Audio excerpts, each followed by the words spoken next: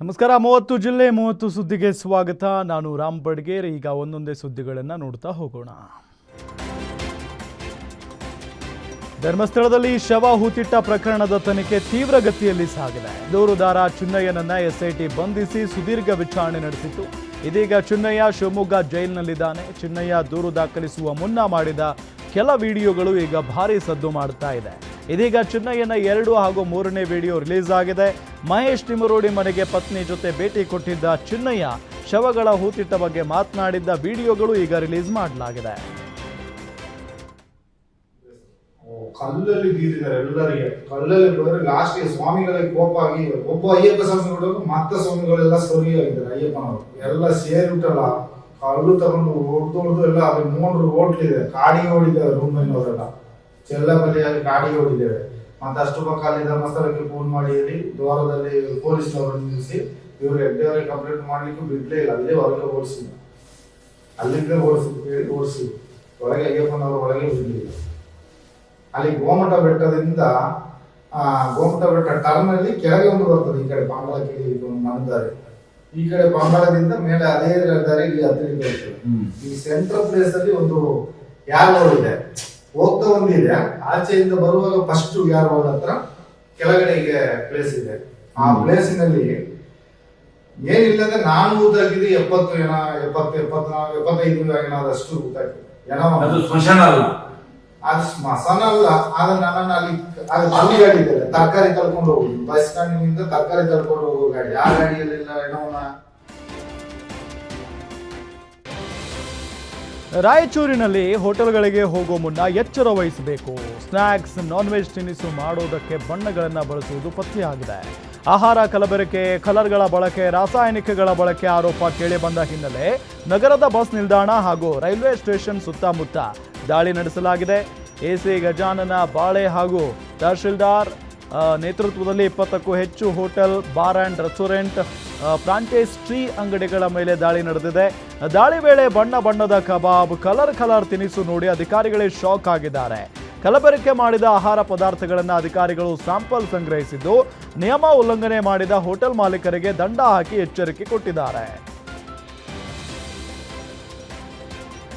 Court ಆವರಣದಲ್ಲಿಯೇ ಪತಿ ಪತ್ನಿಗೆ ಚಾಕುವಿನಿಂದ ಎರೆದಿರುವ ಘಟನೆ ದಾವಣಗೆರೆಯ ಕೌಟುಂಬಿಕ ನ್ಯಾಯಾಲಯದ ಆವರಣದಲ್ಲಿ ನಡೆದಿದೆ. ಪತಿ ಪತ್ನಿ ನಡುವಿನ ಕಲಹ ಕೋರ್ಟ್ ಮೆಟ್ಲೇರಿತ್ತು. ವಿಚಾರಣೆ ಮುಗಿಸಿ ಹೊರ ಬರ್ತಾ ಇದ್ದಂತೆಯೇ ಪ್ರವೀಣ್ ಪತ್ನಿಗೆ ಚಾಕುವಿನಿಂದ ಎರೆದು ಬಿಟ್ಟಿದ್ದಾನೆ. ಬಳಿಕ ತಾನು ಕೈ ಕೊಯ್ದುಕೊಂಡಿದ್ದಾನೆ. ಪ್ರವೀಣ್ ಪತ್ನಿಗೆ ಚಾಕು ಎರಿದ ಪತಿ, ಪವಿತ್ರ ಹಲ್ಲೆಗೊಳಗಾಗಿರುವ ಪತ್ನಿ, ಆವರಣದಲ್ಲೇ ಪತಿ ಪತ್ನಿಗೆ ಚಾಕು ಎರಿದು ಹತ್ಯೆಗೆ ಯತ್ನಿಸಿದ್ದಾನೆ. ಅಂದರೆ ಕೋರ್ಟ್ನ ಆವರಣದಲ್ಲೇ ಇಬ್ಬರನ್ನು ದಾವಣಗೆರೆ ಜಿಲ್ಲಾ ಆಸ್ಪತ್ರೆಗೆ ದಾಖಲು ಮಾಡಲಾಗಿದೆ. ವರ್ಷದ ಹಿಂದೆ ಸಹ ಬೆಂಗಳೂರಿನಲ್ಲಿ ಪದ್ಮಾ ಕೊಲೆ ಮಾಡಲು ಪ್ರವೀಣ್ ಯತ್ನಿಸಿದ್ದ ಅಂತ ತಿಳಿದು ಬಂದಿದೆ. ಇವತ್ತು ಡಿವೋರ್ಸ್ ವಿಚಾರಕ್ಕೆ ಕೋರ್ಟ್ಗೆ ಹಾಜರಾದ ವೇಳೆ ಘಟನೆ ನಡೆದಿದೆ. ಸದ್ಯ ಪ್ರವೀಣ್ ಎಂಬಾತನನ್ನ ವಶಕ್ಕೆ ಪಡೆದು ದಾವಣಗೆರೆ ಬಡಾವಣೆ ಪೊಲೀಸರು ಬಂಧಿಸಿದ್ದಾರೆ.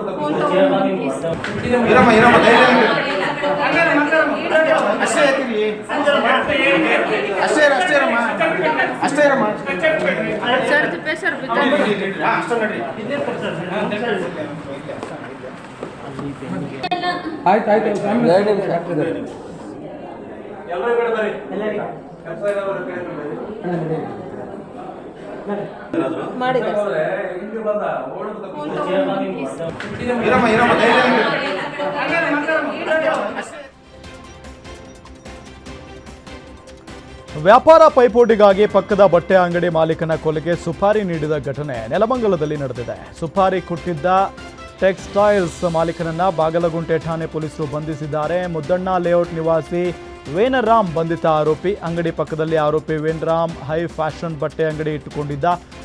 ನೇಮರಾಮ್ ಅಂಗಡಿಯಲ್ಲಿ ವ್ಯಾಪಾರ ಹೆಚ್ಚಾಗಿ ನಡೀತಾ ಇತ್ತು. ಇದರಿಂದ ಆರೋಪಿ ವೇನರಾಮ್ ಅಲ್ಲಿ ಬಟ್ಟೆ ಸರಿಯಿಲ್ಲ ಅಂತ ಅಪಪ್ರಚಾರ ಮಾಡ್ತಾ ಇದ್ದ. ಹೀಗಾಗಿ ಕೋಪಗೊಂಡು ನೇಮರಾಮ್ ಎಂಬುವವರ ಕೊಲೆಗೆ 5 ಲಕ್ಷ ರೂಪಾಯಿಗೆ ಸುಪಾರಿ ನೀಡಿದ್ದ. ಸುಪಾರಿ ಪಡೆದಿದ್ದ ರಾಜಸ್ಥಾನ ಮೂಲದ ವಿನೋದ್ ಜಾಟ್ ಎಂಬಾತ ಎಸ್ಕೇಪ್ ಆಗಿದ್ದು ಈತನಿಗಾಗಿ ಶೋಧ ಕಾರ್ಯ ನಡೀತಾ ಇದೆ. ಬಾಗಲಗುಂಟೆ ಪೊಲೀಸ್ ಠಾಣೆಯಲ್ಲಿ ಪ್ರಕರಣ ದಾಖಲಾಗಿದೆ. ಜಾತಿ ಗಣತಿಗೆ ಯಾವ ಸಚಿವರ ವಿರೋಧವೂ ಇಲ್ಲ ಅಂತ ಸಚಿವ ಡಾಕ್ಟರ್ ಎಚ್ ಸಿ ಮಹದೇವಪ್ಪ ಹೇಳಿಕೆ ಕೊಟ್ಟಿದ್ದಾರೆ. ಮೈಸೂರಿನಲ್ಲಿ ಮಾತನಾಡಿದ ಅವರು, ಸಚಿವ ಸಂಪುಟ ಸಭೆಯಲ್ಲಿ ಯಾವ ಗೊಂದಲನೂ ಆಗಿಲ್ಲ. ಹೊರಗೆ ಜಾತಿ ಗಣತಿ ವಿರೋಧಿಸಿ ಸಭೆ ನಡೀತಾ ಇಲ್ಲ. ಯಾವ ನಿರ್ದಿಷ್ಟ ಹೆಸರಲ್ಲಿ ಜಾತಿ ಬರೆಸಬೇಕು ಅಂತ ಹೇಳ್ತಿದ್ದಾರೆ. ಜಾಗೃತಿ ಮೂಡಿಸಲು ಸಭೆ ಮಾಡ್ತಿರೋದು ತಪ್ಪಲ್ಲ ಅಂತ ಹೇಳಿದರು. ಯಾರ ಮೇಲೂ ಎತ್ಕಟ್ಟೋಕ್ಕೋ, ಯಾರನ್ನ ಮೇಲಾಕಕ್ಕೆ, ಯಾರು ಕೆಳಕ್ಕೆ ಮಾಡುವ ಪ್ರಯತ್ನ ಅಲ್ವೇ ಅಲ್ಲ. ಪ್ರತಿ ಪ್ರಜೆಯ ಸಾಮಾಜಿಕ, ಶೈಕ್ಷಣಿಕ, ಆರ್ಥಿಕ ಬದುಕು ಹೇಗಿದೆ ತಿಳ್ಕೊಳ್ಳೋಕ್ಕೆ ಮಾಡುವ ಒಂದು ಸಮೀಕ್ಷೆ. ಈ ಸಮೀಕ್ಷೆಗೆ ಅಡ್ಡ ಮಾಡೋದಕ್ಕೆ ಏನಿದೆ ಅದರಲ್ಲಿ? ಹಿಂದೂ ಧರ್ಮವನ್ನೇ ಟಾರ್ಗೆಟ್ ಮಾಡ್ಕೊಂಡು ಸಿದ್ದರಾಮಯ್ಯ ಹೊಡಿತಾ ಇದ್ದಾರೆ. ಅದು ಅಪ್ಪಟವಾದಂಥ ಸುಳ್ಳು. ಸರ್, ನಿಮ್ಮ ಸರ್ಕಾರ ಅಪ್ಪಟ ಸುಳ್ಳು. ಹಿಂದೂ ಧರ್ಮನ ಯಾಕೆ ಹೊಡಿತಾರೆ? ಹಿಂದೂ ಧರ್ಮ ಹೊಡೆಯುವಂಥ ಪ್ರವೃತ್ತಿ ನಮ್ಗೆ ಏನಿದೆ? ಸಚಿವ ಸಂಪುಟದಲ್ಲಿ ಯಾವ ವಿರೋಧನೂ ಬರಲಿಲ್ಲ, ಒಡಕೂ ಇಲ್ಲ. ಕಾಂತರಾಜ್ ಆಯೋಗದ ವರದಿ ವಿಷಯ ಬಂದಾಗ ಈಗ 10 ವರ್ಷ ಆಯಿತು ಹಳೇದು ಅಂತೇಳಿ ನಮ್ಮ ಸಚಿವ ಸಂಪುಟದಲ್ಲಿ ತೀರ್ಮಾನ ಮಾಡಿ ಹೊಸದಾಗಿ 10 ವರ್ಷ 15 ವರ್ಷ ಆಗಿದೆ ಮಾಡೋಣ ಅಂತ ಒಮ್ಮತದ ತೀರ್ಮಾನ ಆದಮೇಲೆ ವಿರೋಧದ ಪ್ರಶ್ನೆ ಬರೋದೇ ಇಲ್ಲ. ಲಿಂಗಾಯತರು, ಒಕ್ಕಲಿಗರು ಪ್ರತ್ಯೇಕವಾಗಿ ಸಮಾವೇಶಗಳನ್ನ ಮಾಡುವಂಥದ್ದು ಮತ್ತು ಇದು ವಿರೋಧ ಮಾಡುವಂಥ ಕೆಲಸಗಳು ಆಗ್ತಾ ಇದೆ ಅಂತ ಪ್ರತ್ಯೇಕವಾಗಿ ಮಾಡ್ತಾ ಇದ್ದಾರೆ. ಅವರೆಲ್ಲ ಒಟ್ಟಾಗಿ ಹೇಳಿ ಒಂದೇ ಇದನ್ನು ಬರೆಸಿ ಅಂತ ಹೇಳ್ತಿದ್ದಾರೆ. ಅವ್ರು ಹೇಳೋದ್ರಲ್ಲಿ ಅವ್ರವ್ರಿಗೆ ಬಿಟ್ಟು ವಿಷಯ ಅದು. ಇದು ಯಾರ ಮೇಲೂ ಎತ್ಕೊಂಡು ಜಾತಿ ಗಣತಿ ತರಬೇತಿ ಕೇಂದ್ರದಲ್ಲಿ ಎಡವಟ್ಟಾಗಿದ್ದು ತರಬೇತಿಗೆ ಬಂದ ಶಿಕ್ಷಕಿಯರ ಪರದಾಡಿದ್ದಾರೆ. ಗುಬ್ಬಿ ವೀರಣ್ಣ ಕಲಾಕ್ಷೇತ್ರದಲ್ಲಿ ನಡೀತಾ ಇರುವಂಥ ತರಬೇತಿ ಕೇಂದ್ರದಲ್ಲಿ ಶಿಕ್ಷಕಿಯರಿಗೆ ನೀರಿಲ್ಲದೆ, ಶೌಚಾಲಯ ಇಲ್ಲದೆ ಶಿಕ್ಷಕರು ಪರದಾಡಿದ್ದು ಕಲಾಕ್ಷೇತ್ರದ ಮೆಟ್ಟಿಲು ಪಾರ್ಕಿಂಗ್ ಜಾಗದಲ್ಲಿ ಶಿಕ್ಷಕರು ಕುಳಿತುಕೊಳ್ಳುವ ಪರಿಸ್ಥಿತಿ ಎದುರಾಗಿತ್ತು.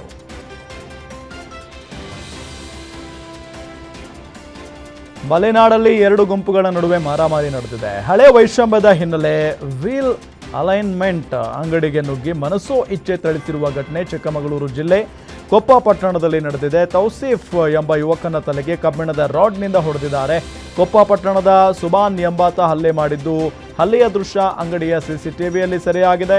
ಕೊಪ್ಪ ಪೊಲೀಸ್ ಠಾಣೆಯಲ್ಲಿ ಪ್ರಕರಣ ದಾಖಲಾಗಿದೆ. ಇದು ದಲಿತ ಕುಟುಂಬಗಳ ಕಣ್ಣೀರ ಕಥೆ. ದೊಡ್ಡಬಳ್ಳಾಪುರದ ಬೈರಸಂದ್ರ ಪಾಳ್ಯದಲ್ಲಿ ಚಿಕ್ಕ ಮನೆಗಳಲ್ಲಿ 15ಕ್ಕೂ ಹೆಚ್ಚು ದಲಿತರು ವಾಸಿಸುವ ಸ್ಥಿತಿ ಇದೆ. ಒಂದು ಕಿಚನ್, ಒಂದು ಹಾಲ್ನಲ್ಲೇ ವಾಸಿಸುತ್ತಿವೆ ದಲಿತ ಕುಟುಂಬಗಳು. ಶೌಚಾಲಯಗಳಿಗಾಗಿ ದಲಿತ ಮಹಿಳೆಯರ ಪರದಾಡುವ ಪರಿಸ್ಥಿತಿ ಇದೆ. ಮೂಲಭೂತ ಸೌಕರ್ಯಗಳು ದಲಿತ ಕುಟುಂಬಗಳಿಗೆ ಮರೀಚಿಕೆಯಾಗಿವೆ. ಸರ್ಕಾರಿ ಸೈಟ್ಗಾಗಿ ಪಂಚಾಯಿತಿಗೆ ಅಲೆದರೂ ಸರ್ಕಾರದ ಯೋಜನೆಗಳು ಕೈಗೆಟುಕದಂತಾಗಿವೆ ಅಂತ ದಲಿತರು ಅಳಲು ತೋಡಿಕೊಂಡಿದ್ದಾರೆ. ಮೂಲ ಸೌಕರ್ಯಗಳಿಗಾಗಿ ದಲಿತ ಮಹಿಳೆಯರು ಅಂಗಲಾಚುತ್ತಿದ್ದಾರೆ. ಗ್ರಾಮ ಪಂಚಾಯತಿ ಈಗ ನಮ್ಮ ಇದ್ದಿರು ನಮ್ಮ ಅತ್ತೆ ನಮ್ಮ ಮಾವ ಗಂಡ ಹೆಂಡತಿ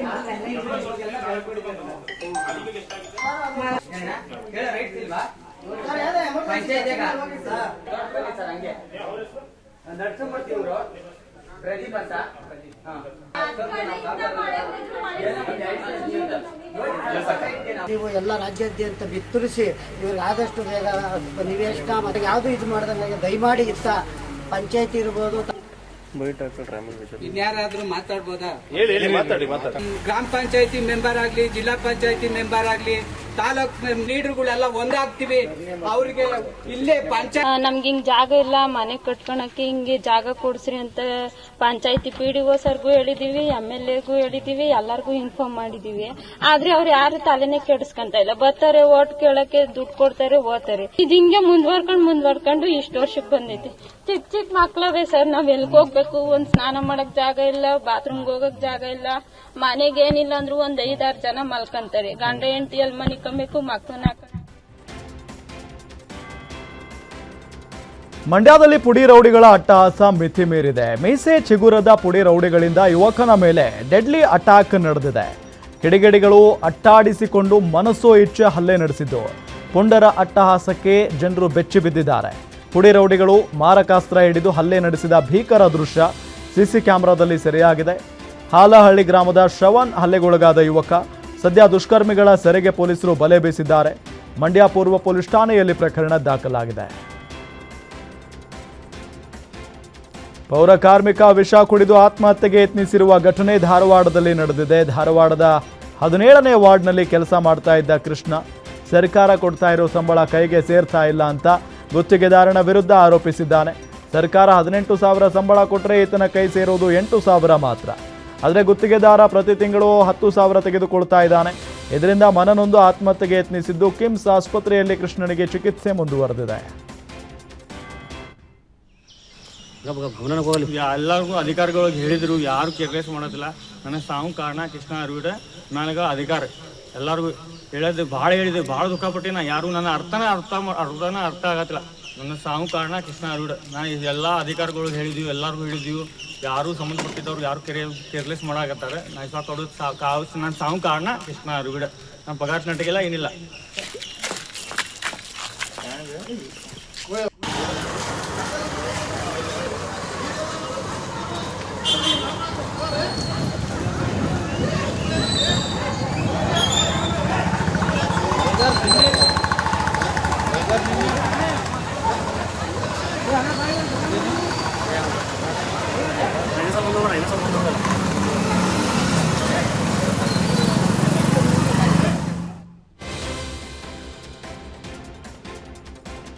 ಸಾಲ ಬಾಧೆ ತಾಳಲಾರದೆ ರೈತ ಮನೆಯಲ್ಲಿ ಕ್ರಿಮಿನಾಶಕ ಸೇವಿಸಿ ಆತ್ಮಹತ್ಯೆ ಮಾಡಿಕೊಂಡಿದ್ದಾನೆ. ಕಲಬುರಗಿ ತಾಲೂಕಿನ ಪಾಳ ಗ್ರಾಮದಲ್ಲಾಗಿರುವಂಥ ಘಟನೆ ಇದು. 45 ವರ್ಷದ ನಾಗೇಂದ್ರ ನಾಯಿಕುಡಿ ಆತ್ಮಹತ್ಯೆ ಮಾಡಿಕೊಂಡ ರೈತ. ಪಾಳ ಗ್ರಾಮದಲ್ಲಿ 20 ಎಕರೆ ಭೂಮಿ ಕಡತ ಹಾಕಿಕೊಂಡು ಬೇಸಾಯ ಮಾಡ್ತಾ ಇದ್ದ. ಯೂನಿಯನ್ ಬ್ಯಾಂಕ್ನಿಂದ ಹಾಗೂ ಜಮೀನು ಮಾಲೀಕರಿಂದ ಮತ್ತು ಇತರರಿಂದ ಸೇರಿ ಒಟ್ಟು 6 ಲಕ್ಷ ರೂಪಾಯಿ ಸಾಲ ಮಾಡಿಕೊಂಡಿದ್ದು. ಈ ವರ್ಷ ಅತಿಯಾದ ಮಳೆಯಿಂದ ಬೆಳೆ ಹಾನಿಯಾದ ಹಿನ್ನೆಲೆ ಬೆಳೆಗೆ ಸಿಂಪಡಿಸುವ ಕ್ರಿಮಿನಾಶಕ ಔಷಧಿ ಸೇವಿಸಿದ್ದಾರೆ. ಈ ಕುರಿತು ವಿಶ್ವವಿದ್ಯಾಲಯ ಪೊಲೀಸ್ ಠಾಣೆಯಲ್ಲಿ ಪ್ರಕರಣ ದಾಖಲಾಗಿದೆ. ಬೆತ್ತಲೆ ಮಾಡಿ ಕಟ್ಟಿಗೆಯಿಂದ ಹೊಡೆದು ವ್ಯಕ್ತಿಯ ಬರ್ಬರ ಹತ್ಯೆಗೈದ ಘಟನೆ ಕಲಬುರಗಿ ನಗರದ ಕುಷ್ಠರೋಗಿಗಳ ಕಾಲೋನಿಯಲ್ಲಿ ನಡೆದಿದೆ. 38 ವರ್ಷದ ಚಾಂದ್ ಸಾಬ್ ಕೊಲೆಯಾದ ಯುವಕ ಕಳೆದ ರಾತ್ರಿ ಮನೆಯಲ್ಲೇ ಪರಿಚಿತರೊಂದಿಗೆ ಎಣ್ಣೆ ಪಾರ್ಟಿ ಮಾಡ್ತಾ ಇದ್ದ ವೇಳೆ ಬೆತ್ತಲೆ ಮಾಡಿ ಕಟ್ಟಿಗೆಯಿಂದ ಹೊಡೆದು ಯುವಕನನ್ನ ಬರ್ಬರವಾಗಿ ಕೊಂದಿದ್ದಾರೆ. ಕೊಲೆಗೆ ನಿಖರ ಕಾರಣ ತಿಳಿದು ಬಂದಿಲ್ಲ. ಆರ್ಜಿ ನಗರ ಪೊಲೀಸ್ ಠಾಣೆಯಲ್ಲಿ ಪ್ರಕರಣ ದಾಖಲಾಗಿದೆ.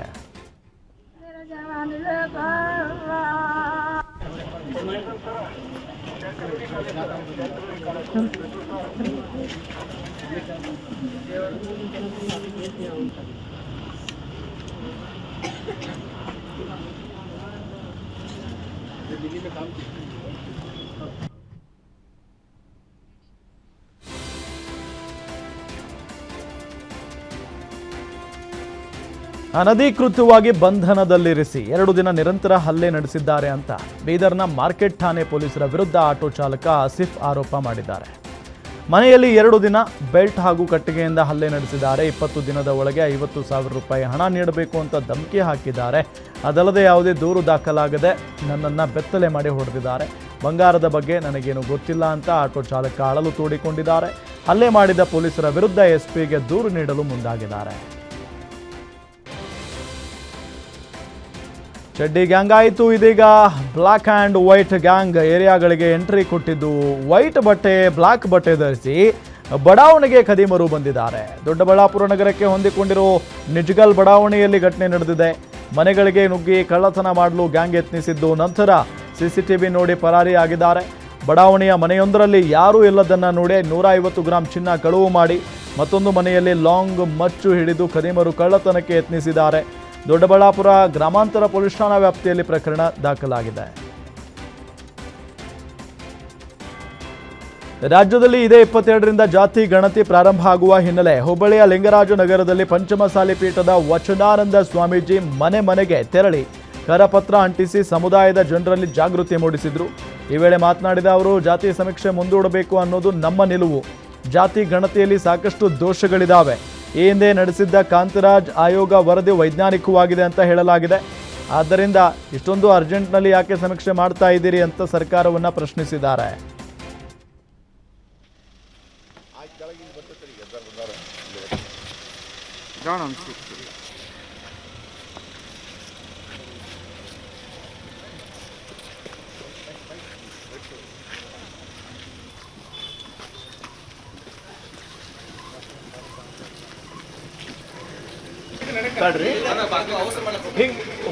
ಅವರು ಹೊರಗೆ ಬರ್ರಿ ಸರ್, ಹೊರಗೆ ಬರ್ರಿ.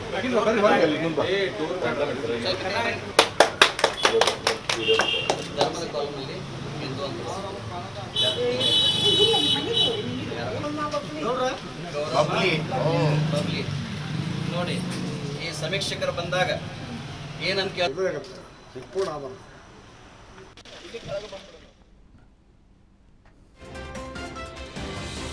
ರಸ್ತೆ ಗುಂಡಿಗಳಿಗೆ ವಿಶಿಷ್ಟ ಪೂಜೆ ಸಲ್ಲಿಸುವ ಮುಖೇನ ವಿಶೇಷ ಪ್ರತಿಭಟನೆಯನ್ನ ನಡೆಸಿದ್ದಾರೆ. ಚಿಕ್ಕಬಳ್ಳಾಪುರದ ಚಿಂತಾಮಣಿ ನಗರದಲ್ಲಿ ರಸ್ತೆ ಗುಂಡಿಗಳದ್ದೇ ಕಾರುಬಾರು ಹೆಚ್ಚಾಗಿದ್ದು, ರಸ್ತೆ ಗುಂಡಿಗಳನ್ನು ಮುಚ್ಚುವಂತೆ ಕೆಆರ್ಎಸ್ ಮುಖಂಡರು ಅರಿಶಿಣ ಕುಂಕುಮ ಹೂವು ಹಾಕಿ ವಿಭಿನ್ನವಾಗಿ ಪ್ರತಿಭಟನೆ ಮಾಡಿದ್ದಾರೆ. ರಸ್ತೆ ಗುಂಡಿಗಳನ್ನು ಮುಚ್ಚದ ಅಧಿಕಾರಿಗಳ ವಿರುದ್ಧ ಆಕ್ರೋಶ ಹೊರಹಾಕಿದ್ದಾರೆ. ಸಾಕಷ್ಟು ಅಪಘಾತಗಳು ನಡೀತಾ ಇದ್ರೂ ಅಧಿಕಾರಿಗಳು ಗುಂಡಿಗಳನ್ನು ಮುಚ್ಚಲಿಲ್ಲ. ಅಧಿಕಾರಿಗಳ ನಿರ್ಲಕ್ಷ್ಯಕ್ಕೆ ಸಾರ್ವಜನಿಕರು ಆಕ್ರೋಶ ವ್ಯಕ್ತಪಡಿಸಿದ್ದಾರೆ.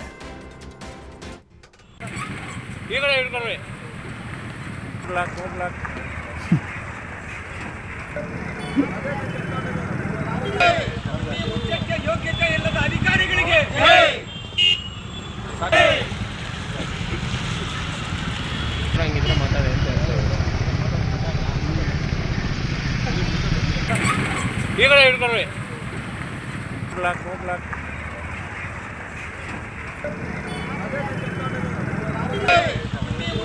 ಯೋಗ್ಯತೆ ಇಲ್ಲದ ಅಧಿಕಾರಿಗಳಿಗೆ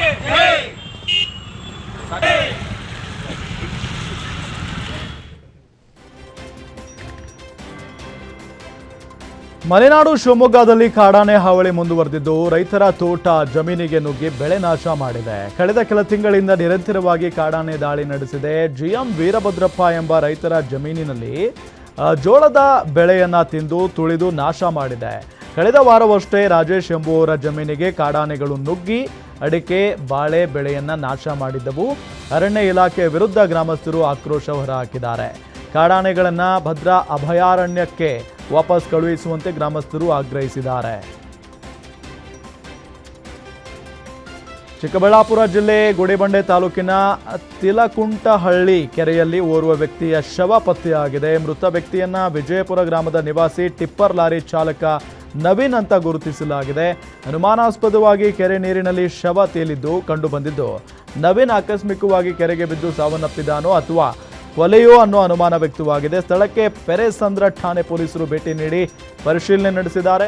ಅಗ್ನಿಶಾಮಕ ಸಿಬ್ಬಂದಿ ಸಹಾಯದಿಂದ ಶವವನ್ನು ಹೊರಕ್ಕೆ ತೆಗೆಯಲಾಗಿದ್ದು, ಮರಣೋತ್ತರ ಪರೀಕ್ಷೆಗಾಗಿ ಚಿಕ್ಕಬಳ್ಳಾಪುರ ಜಿಲ್ಲಾಸ್ಪತ್ರೆಗೆ ಪೊಲೀಸರು ರವಾನಿಸಿದ್ದಾರೆ. ಭೀಮಾ ನದಿಯಲ್ಲಿ ಯುವಕ ನೀರು ಪಾಲಾದ ಘಟನೆ ಕಲಬುರಗಿಯ ಅಫ್ಜಲ್ಪುರ ತಾಲೂಕಿನ ಮಣ್ಣೂರು ಗ್ರಾಮದಲ್ಲಿ ನಡೆದಿದೆ. 20 ವರ್ಷದ ಭಾಗೇಶ್ ರೇವಣ್ಣಪ್ಪ ನೀರು ಪಾಲಾದಂಥ ಯುವಕ ನವರಾತ್ರಿ ಹಬ್ಬದ ಹಿನ್ನೆಲೆ ಬೆಡ್ಶೀಟ್ಗಳನ್ನು ತೊಳೆಯೋದಕ್ಕೂ ಹೋಗಿದ್ದ ವೇಳೆ ಕಾಲು ಜಾರಿ ಭೀಮಾ ನದಿಗೆ ಬಿದ್ದಿದ್ದಾನೆ. ಸ್ಥಳಕ್ಕೆ ಅಗ್ನಿಶಾಮಕ ಸಿಬ್ಬಂದಿ ಅಫ್ಜಲ್ಪುರ ಠಾಣೆ ಪೊಲೀಸರು ದೌಡಾಯಿಸಿದ್ದಾರೆ. ಅಫ್ಜಲ್ಪುರ ಪೊಲೀಸ್ ಠಾಣೆಯಲ್ಲಿ ಪ್ರಕರಣ ದಾಖಲಾಗಿದೆ.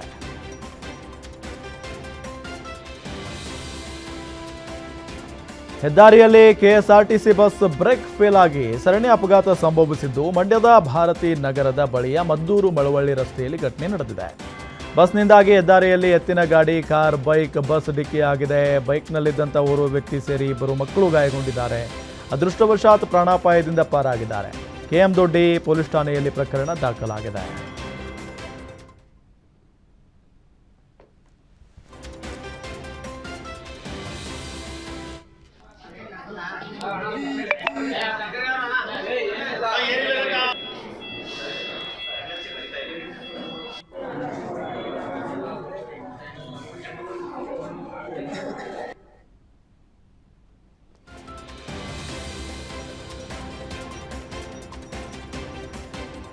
ಎರಡು ಬೈಕ್ಗಳ ನಡುವೆ ಅಪಘಾತ ಸಂಭವಿಸಿದ್ದು, ಅಪಘಾತದಲ್ಲಿ ಓರ್ವ ಬೈಕ್ ಸವಾರ ಸಾವನ್ನಪ್ಪಿದ್ದಾನೆ. ನೆಲಮಂಗಲದ ಅರಿಶಿಣ ಕುಂಟೆಯಲ್ಲಿ ಘಟನೆ ನಡೆದಿದೆ. ಮಂಜುನಾಥ್ ನಗರದ ಯುವಕ ಶ್ರೀನಿವಾಸ್ ಸ್ಥಳದಲ್ಲೇ ಮೃತಪಟ್ಟಿದ್ದು, ಮತ್ತೋರ್ವ ಬೈಕ್ ಸವಾರ ಪ್ರಜ್ವಲ್ ಗಂಭೀರ ಗಾಯಗೊಂಡಿದ್ದಾನೆ.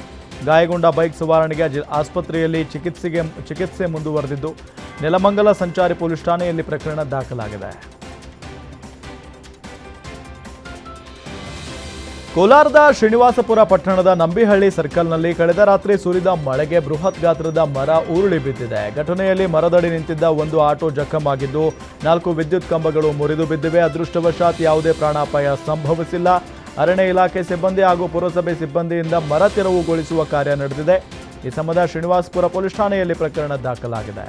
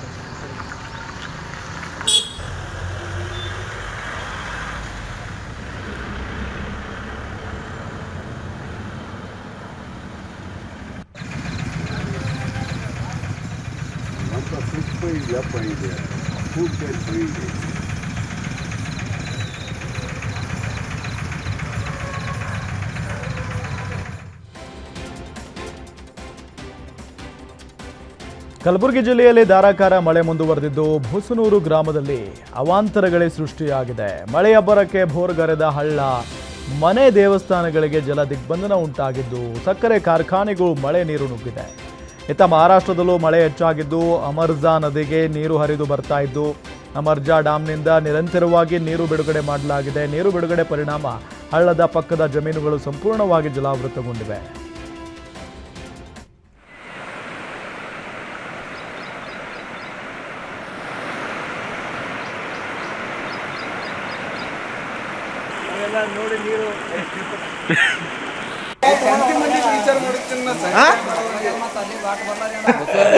ನಮ್ಮ ಗಾಡಿಗಾರ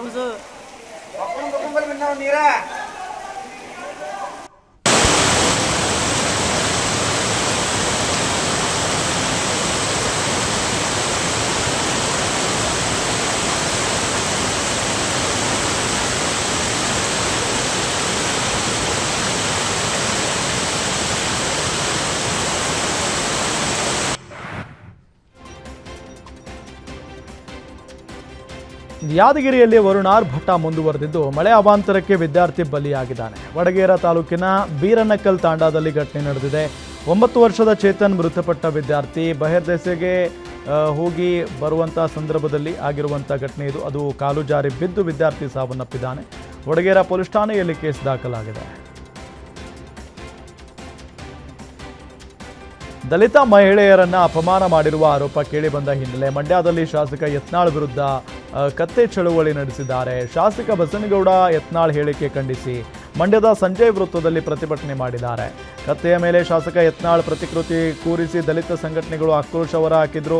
ಪ್ರತಿಭಟನೆಯಲ್ಲಿ ದಲಿತ ಸಂಘಟನೆ ಮುಖಂಡ ನರಸಿಂಹಮೂರ್ತಿ, ಡಿಎಸ್ಎಸ್ ಕೃಷ್ಣ ಸೇರಿದಂತೆ ಹಲವರು ಭಾಗಿಯಾಗಿದ್ದರು.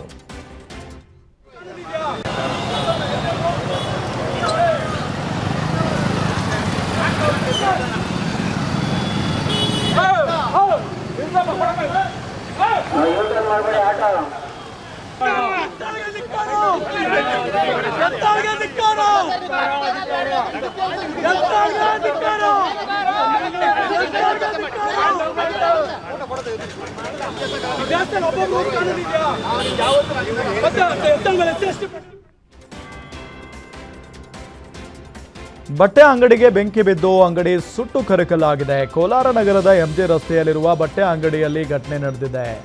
ಬ್ರಾಂಡೆಡ್ ಫ್ಯಾಕ್ಟರಿ ಔಟ್ಲೆಟ್ನಲ್ಲಿ ಏಕಾಏಕಿ ಬೆಂಕಿ ಕಾಣಿಸಿಕೊಂಡಿದ್ದು ಬೆಂಕಿ ನಂದಿಸಲು ಅಗ್ನಿಶಾಮಕ ಸಿಬ್ಬಂದಿ ಹರಸಾಹಸ ಪಟ್ಟಿದ್ದಾರೆ.